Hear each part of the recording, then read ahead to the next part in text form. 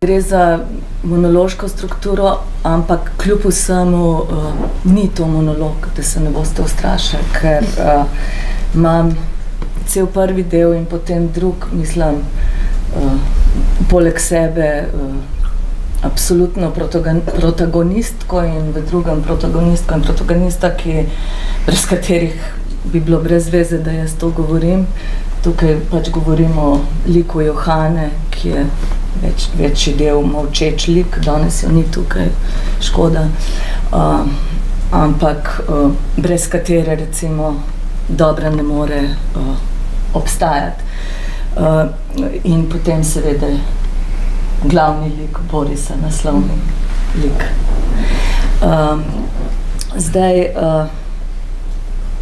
to govorim pač tudi zaradi tega, ker sem se že srečala pred tem z Bernhardom, mogoče v malo drugačni vlogi in pač pri Bernhardu gre vedno za to, da nekdo govori, nekdo molči, ampak oba imata pa ogromno za povedati.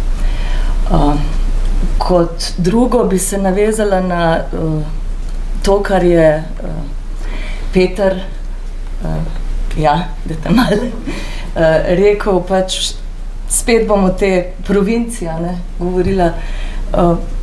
V bistvu zanimivo, da prav provinca dela Bernharda že drugič.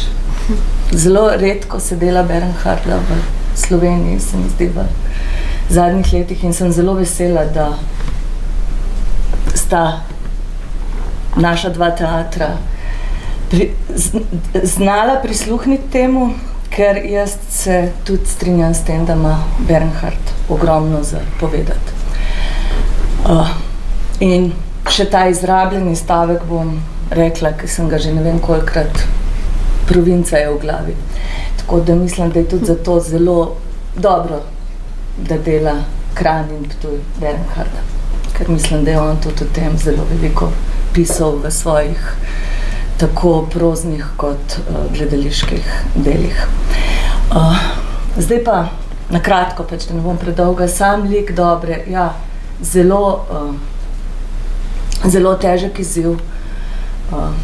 Izziv, ki mi na nek način že kar 2 meseca ne pusti dobro spati. Zaradi tega, ker gre dejansko za neko ogromno količino teksta, ki ga moraš pregnesti, mislim, ni samo to, da se ga naučiš, to je prvi postopek, potem ga moraš pa to tako v sebe nasejati, vsako, da ne rečem poro, žilo, misel. In to je težek izziv, ampak tako, recimo težko in lepo. In bi se ker sem včeraj premišljala, kaj naj sploh povem, ob tem, ko smo zdaj čisto pri koncu že tega procesa. Bilo mi je neizmerno lepo delati z Snežano. Mislim, da je prinesla neko zame doslej neznano dimenzijo. To je dimenzija nekega miru in hkrati neverjetne poglobljenosti pri samem študiju,